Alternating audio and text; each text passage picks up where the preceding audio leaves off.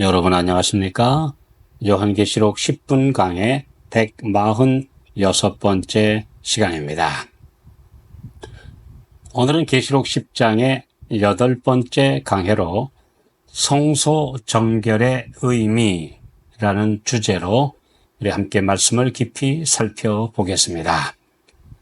계시록 10장 10절 내가 천사의 손에서 작은 책을 갖다 먹어버리니 내 입에는 꿀같이 다나 먹은 후에 내 배에서는 쓰게 되더라. 이 작은 책을 먹은 사람들은 어떤 일을 하게 되어 있을까요? 계시록 10장 11절에는 네가 다시 예언하여야 하리라는 말씀이 기록된 것을 보아 이 책을 먹은 사람의 사명은 예언하는 것입니다.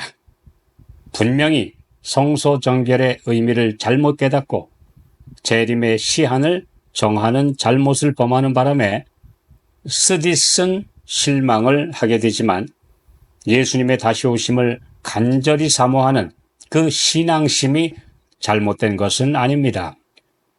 그들은 낙심하지 말고 다시 일어나야 할 것을 깨우쳐 주신 것입니다. 하나님의 백성들에게 그 실망의 원인을 깨닫고 바르게 이해하여 온 세상 방방곡곡에 살고 있는 모든 사람들에게 주의 재림의 복된 소식을 다시 전해야 한다는 사명을 주신 것입니다. 그들이 먹었을 때 그렇게 달콤했던 책이 뱃속에서는 쓰디쓰게 변한 것은 그들이 겪을 크나큰 실망을 상징한 것입니다.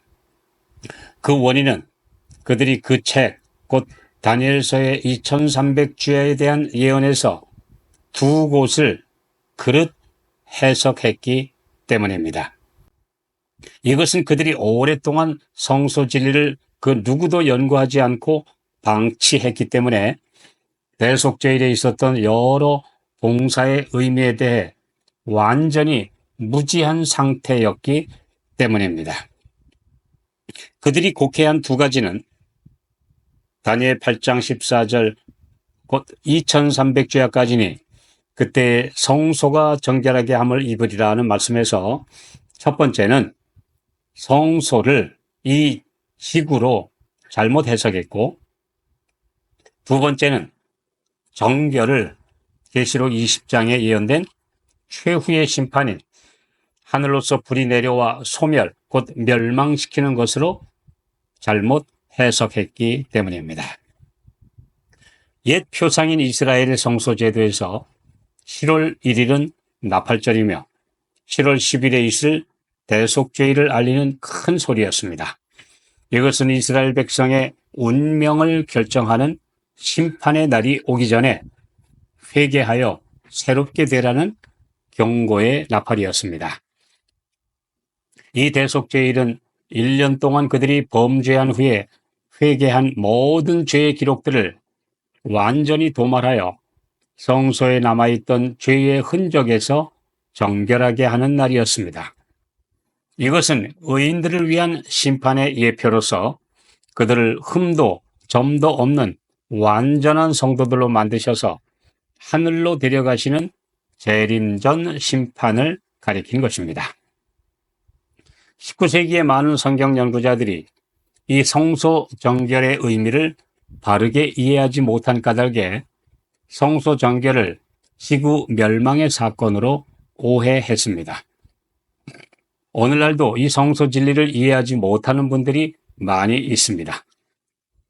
이것은 이 지구에 있던 예루살렘 성전이 파괴된 이후 하늘에 있는 성소에서 예수님이 대제사장으로 중보하고 계시다는 사실을 이해하지 못하고 있었기 때문이며 그들은 하늘 성소의 그림자요 모형이었던 구약의 성소 제도와 이제 하늘 성소에서 하시는 그리스도의 중보 그리고 심판의 사역을 가르치고 있는 히브리서를 바르게 이해하지 못하고 있는 것입니다.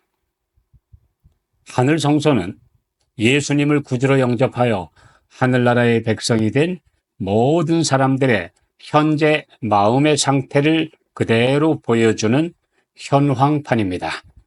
우리 모두는 그리스도인이 되었지만 여전히 이 땅에서 죄를 짓고 있기에 죄의 기록이 우리의 뇌세포와 마음판에 남아있듯이 하늘 성소에도 죄의 기록이 그대로 남아 있습니다.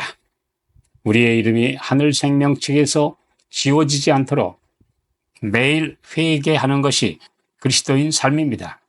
주님이 내 안에 계시면 자연스럽게 이 일이 이루어지기 때문에 우리가 구원받을까 받지 못할까에 대해서 염려할 이유가 없습니다. 계시록 3장 5절 이기는 자는 이와 같이 흰옷을 입을 것이요 내가 그 이름을 생명책에서 반드시 흐리지 아니하고 그 이름을 내 아버지 앞과 그 천사들 앞에서 시인하리라. 성소 제도에서 표상으로 1년에 한 번 대속제일에 모든 죄의 기록을 깨끗이 도말하는 일이 있었는데 히브리어로 욤 키프르라고 하는 이 대속죄일은 지구 역사에서 마지막 시대에 있을 성소 정결에 관해 가르쳐주고 있습니다. 성소 제도의 표상은 매년 반복되었지만 실제로는 단 한 번 마지막 지구 역사에서 일어날 것입니다. 히브리서에는 예수님이 단번에 성소에 들어가셨다고 5번 기록되어 있습니다. 대속죄일에 있을 성소 정결은 심판을 의미합니다. 하나님의 백성들의 모든 기록을 조사한 후에 그가 그리스도의 피로 용서받았는지 여부에 따라 유죄 또는 무죄가 선언됩니다. 이것은 확정 판결을 의미합니다. 히브리서 9장 27절 한 번 죽는 것은 사람에게 정하신 것이요 그 후에는 심판이 있으리니 비록 성도라 할지라도 죽을 때 흠도 점도 없는 완전한 의인이 되어 눈을 감은 사람을 보셨습니까? 아무도 없습니다. 아무도 완전하지 못합니다. 예수님을 믿고 주 안에서 잠든 곧 죽은 성도들에게 이 무죄 선고가 내려지면 모든 죄의 기록이 도말되며 동시에 그의 뇌세포 또는 마음판에 새겨진 죄의 기록과 흔적이 지워져 완전한 의인이 되어 영생과 불멸의 신령한 몸으로 부활하게 됩니다. 또 살아있는 성도들은 순식간에 썩지 않을 영광의 몸으로 변화함을 입습니다. 성소 정결의 날인 대속죄일은 그리스도를 영접한 신자들을 심판하여 그들의 모든 죄의 기록과 상처와 흔적들을 깨끗하게 없애주시는 날입니다.